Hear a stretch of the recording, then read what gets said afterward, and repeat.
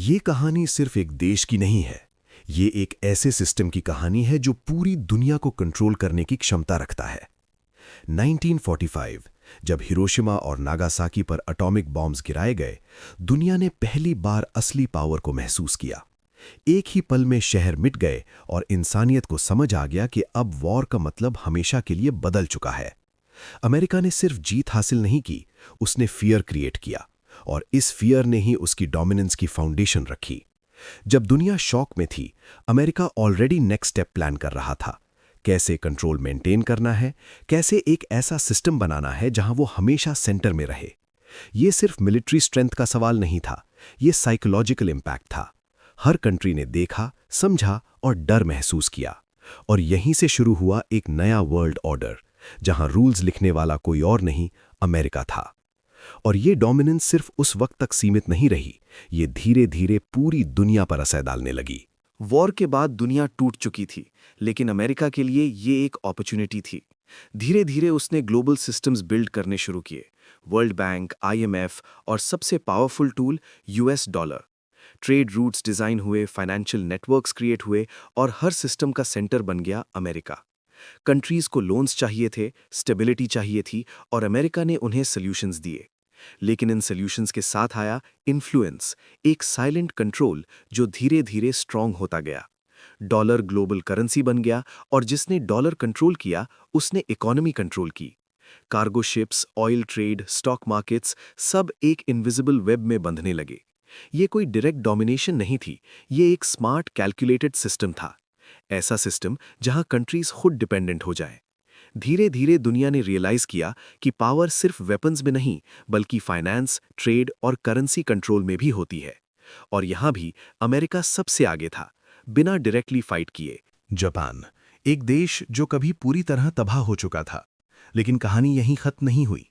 America ने Japan को destroy करने के बाद रीबिल्ड करने में भी रोल प्ले किया। ये एक स्ट्रैटेजी थी, एनिमी को एलाय में बदलने की। धीरे धीरे जापान ने अपनी इकोनॉमी खड़ी की, टेक्नोलॉजी डेवलप की और इनोवेशन में दुनिया को लीड करना शुरू किया। लैब्स में नए इन्वेंशंस होने लगे, सिटीज मॉडर्न बनने लगीं और एक नई आइडेंटिटी क्रिएट हुई।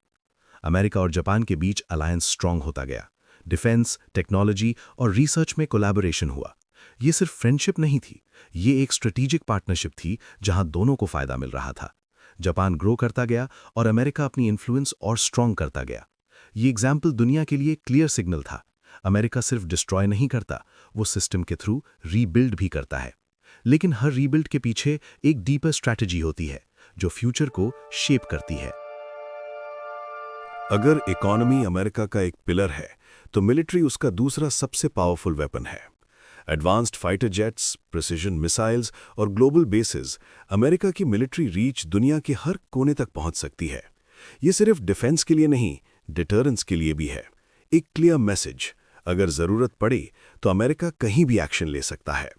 एयरक्राफ्ट कैरियर समुंदर में साइलेंटली मूव करते हुए, मिसाइल्स सेकंड्स में लॉन्च होने के लिए रेडी और कमांड सेंटर्स हर सिचुएशन को क्लोजली मॉनिटर करते हुए। ये एक कांस्टेंट प्रेजेंस है जो पावर को विजिबल बनाती है। साथ ही वेपन्स एक्सपोर्ट भी एक मेजर टूल है। कंट्रीज को आर्म्स सप्लाई करके लॉन्ग टर्म इन्फ्लुएंस मेंटेन किया जाता है। डिफेंस डील्स सिर्फ कॉन्ट्रैक्ट्स नहीं होते, ये स्ट्रेटेजिक रिलेशनशिप्स होते हैं। और इन रिलेशनशिप्स के थ्रू अमेरिका अपनी ग्लोबल पोजीशन को और स्ट्रांग बनाए रखता है, बिना डायरेक्टली हर जगह वॉर लड़े। लेकिन हर पावर का एक डार्क साइड भी होता है। वॉर्स सिर्फ डिस्ट्रक्शन नहीं लाते, बल्कि इकोनॉमी को भी डीपली इंपैक्ट करते हैं। डिफेंस बजट्स बढ़ते हैं, वेपन्स डिमांड इंक्रीज होती है और एक पैरेलल सिस्टम क्रिएट होता है जहां वॉर और मनी एक दूसरे से जुड़े होते हैं। कॉन्फ्लिक्ट जोन्स में बॉम्ब्स गिरते हैं और दूसरी तरफ कॉन्ट्रैक्ट साइन होते हैं। ये एक अनकंफर्टेबल रियलिटी है। वॉर कभी-कभी प्रॉफिट का सोर्स भी बन जाता है। बिजनेसेस इन्वॉल्व होते हैं, गवर्नमेंट्स डिसीजंस लेती हैं और ग्लोबल मार्केट्स रिएक्ट करते हैं। एक तरफ सोल्जर्स ग्राउंड पर लड़ रहे होते हैं और दूसरी तरफ फाइनेंशियल फ्लोज साइलेंटली इंक्रीज हो रहे होते हैं। ये एक ऐसा बैलेंस है जहां ह्यूमन कॉस्ट और इकोनॉमिक गेन एक साथ एग्जिस्ट करते हैं। और इसी वजह से वॉर्स कभी सिंपल नहीं होते। उनके पीछे हमेशा मल्टीपल लेयर्स होती हैं, स्ट्रैटेजी, पावर और प्रॉफिट की कॉम्प्लेक्स कहानी, जो ओपनली दिखाई नहीं देती। मिडिल ईस्ट, दुनिया का एनर्जी हार्ट। यहाँ के ऑयल रिजर्व्स सिर्फ नेचुरल रिसोर्स नहीं बल्कि ग्लोबल पावर का फाउंडेशन है। और जहाँ ऑयल है वहाँ कंट्रोल की रेस भी होती है। स्ट्रेट ऑफ हॉर्मोज जैसे रूट्स दुनिया के लिए लाइफलाइन है। यहाँ से गुजरता ऑयल मल्टीपल कंट्रीज की इकोनॉमीज को चलाता है। जब भी यहाँ टेंशन बढ़ता है पूरी दुनिया इंपैक्ट फील करती है। ऑयल प्राइसेस फ्लक्चुएट करते हैं, सप्लाई अनसर्टन हो जाती है और कंट्रीज अपनी एनर्जी सिक्योरिटी को लेकर अलर्ट हो जाती हैं। पाइपलाइंस, टैंकर्स, नेवल फोर्सेस सब एक स्ट्रेटेजिक गेम का पार्ट बन जाते हैं। ये सिर्फ रीजनल पॉलिटिक्स नहीं, ये ग्लोबल डिपेंडेंसी का इशू है।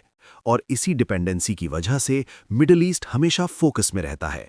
अमेरिका भी यहाँ एक्टिव रहता है, डायरेक्ट या इनडायरेक्ट, क्योंकि एनर्जी पर कंट्रोल का मतलब है ग्लोबल इन्फ्लुएंस पर कंट्रोल। और इसी कंट्रोल के लिए अलायंसेस बनते हैं, कॉन्फ्लिक्ट्स बढ़ते हैं और डिसीजंस लिए जाते हैं जो सिर्फ एक रीजन नहीं बल्कि पूरी दुनिया की डायरेक्शन चेंज कर देते हैं। ये एक ऐसा गेम है जो कभी रुकता नहीं। ईरान, एक ऐसा प्लेयर जो इस सिस्टम को ओपनली चैलेंज करता है। आइडियोलॉजी, न्यूक्लियर एम्बिशंस और रीजनल इन्फ्लुएंस सब मिलकर ईरान को एक क्रिटिकल फैक्टर बनाते हैं। अमेरिका और ईरान के बीच टेंशन कोई नई बात नहीं, लेकिन हर साल ये और इंटेंस होती जा रही है।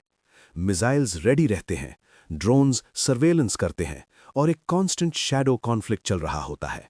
कभी डायरेक्ट स्ट्राइक्स, कभी इनडायरेक्ट ऑपरेशंस, सिचुएशन हमेशा एज पर रहती है। सिविलियंस भी इस टेंशन का हिस्सा बन जाते हैं। सायरन्स, फियर और अनसर्टेनिटी उनकी डेली लाइफ का पार्ट बन जाता है। साथ ही ग्लोबल अलायंसेस भी शेप होते हैं। कौन किस साइड है, कौन न्यूट्रल रहेगा। ये सिर्फ दो देशों का कॉन्फ्लिक्ट नहीं, ये एक लार्जर जियोपॉलिटिकल गेम है जहां हर मूव का ग्लोबल इंपैक्ट होता है और हर डिसीजन सिर्फ आज को नहीं बल्कि फ्यूचर बैलेंस ऑफ पावर। आज दुनिया एक ऐसे फेज में है जहां पावर क्लियरली विजिबल है लेकिन परमानेंट नहीं। अमेरिका का डोमिनेंस स्ट्रांग है, मिलिट्री, इकोनॉमी, अलायंसेस सब मिलकर एक पावरफुल सिस्टम क्रिएट करते हैं। लेकिन सवाल यह है, क्या यह सिस्टम हमेशा ऐसा ही रहेगा? नए प्लेयर्स राइज कर रहे हैं, चैलेंजेस क्रिएट हो रहे हैं और ग्लोबल बैलेंस धीरे धीरे शिफ्ट हो रहा है। वॉर्स के बाद रीबिल्डिंग होती है और रीबिल्डिंग के बाद नए इक्वेशंस बनते हैं। आम लोग अपनी जिंदगी जीने की कोशिश करते हैं, लेकिन उनके ऊपर एक इनविजिबल सिस्टम का असर होता है। ये कहानी सिर्फ पास्ट या प्रेजेंट की नहीं, ये फ्यूचर की भी है। एक ऐसा फ्यूचर जहां पावर रीडिफाइन हो सकती है, अलायंसेस बदल सकते हैं और नए सेंटर्स ऑफ इन्फ्लुएंस इमर्ज हो सकते हैं। और आखिर में सवाल सिंपल है, क्या दुनिया एक ही सेंटर के अराउंड घूमती रहेगी या एक नया सिस्टम जन्म लेगा जो सब कुछ बदल देगा? ऐसी ही और कहानियों के लिए चैनल को सब्सक्राइब करें और वीडियो को लाइक जरूर करें।